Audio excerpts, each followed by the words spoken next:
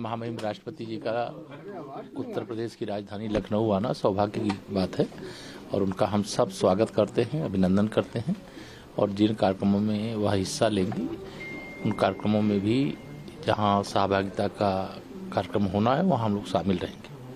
Sir, planning department की तरफ से आज एक आदेश जारी किया गया है कि अब बर्थ सर्टिफिकेट अनिवार्य कर दिया गया है सबके लिए। अब आधार में जो बर्थ सर्टिफिकेट है वो किसी भी सरकारी उसमें लाभ में नहीं ले सकेगा कोई। देखिए, फ्रॉडगिरी बंद हो जाएगी ना। सबसे बड़ी बात यह है कि मोहम्मद आजम खां जैसे लोग अपने बेटे को विधायक बनाने के लिए जब पैन कार्ड बदलवा करके उम्र घटा देते हैं तो इससे एक संदेश जा रहा है। अच्छा फैसला है और इसका सबको वेलकम करना चाहिए। सर, अखिलेश यादव लगातार बीएलओ को लेके और एसआईआर को लेकर सवाल खड़े करे। उन्होंने कहा है कि हम 2-2 लाख रुपए दे रहे हैं, सरकार को 1 करोड़ रुपए देना चाहिए जिन बीएलओ की मौत हुई है। समाजवादी पार्टी का और श्री अखिलेश यादव जी का और सैफई परिवार का राजनीतिक भविष्य अंधकारमय हो गया है। इसलिए बौखलाहट में और बिहार में जाकर के भाषण दिए थे कि हम अवध जीत के आए हैं और मगध में हराएंगे, ऐसा वहाँ जब भाषण दिए तो अहंकार को सीता मैया ने ऐसा उनको सबक सिखाया कि मगध भी हार करके आए हैं जहां जहां प्रचार करने गए। अवध और यूपी भी अब 2027 में बुरी तरीके से हारेंगे। अहीर रेजिमेंट की मांग कर रहे हैं लगातार कि अहीर रेजिमेंट बनानी चाहिए। देखिए, श्री अखिलेश यादव जी, मैंने कहा ना, बौखलाहट में है। वो कब क्या बोल रहे हैं उनका कोई हिसाब नहीं। सेना के बारे में कोई मांग करने की जरूरत नहीं होती।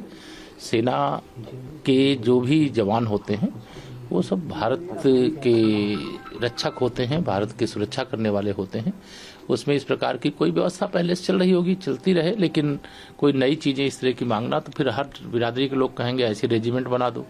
तो इस प्रकार की चीजें मुझे लगता है कि उचित नहीं है। वह अपना जातिवाद और परिवारवाद अपने परिवार और अपनी जाति में सीमित रखें।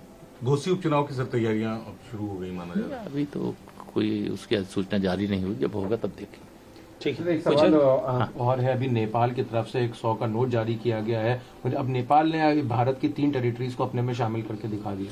देखिए, अब विदेश विभाग देखेगा, उस पर मेरा प्रतिक्रिया देना उचित नहीं है, लेकिन ऐसी चीजें जो होती हैं भारत सरकार का विदेश मंत्रालय देगा। सर, एक सवाल और है। लोवी इंस्टीट्यूट ने सालाना एशिया पावर इंडेक्स 2025 जारी किया है। इसमें भारत की काफी तारीफ की गई है, उसे मेजर पावर का दर्जा दिया गया। बताया गया है कि एशिया में भारत की शक्ति जो है बढ़ गई। प्रधानमंत्री श्री नरेंद्र मोदी जी के नेतृत्व में भारत सुपर पावर की बनने की ओर आगे बढ़ रहा है और विकसित भारत बनाने के लक्ष्य के साथ पूरा देश से 140 करोड़ लोग मन में संकल्प ले लिए हैं कि हमें विकसित भारत बनाना है और विकसित भारत के लिए सब अपना अपना योगदान अपने अपने तरीके से दे रहे हैं और भारत विकसित बनेगा, माननीय प्रधानमंत्री जी के नेतृत्व में बनेगा और विश्व को नेतृत्व देने का काम करेगा, विश्व को मार्गदर्शन देने का काम करेगा, विश्व गुरु की भूमिका निभाएगा।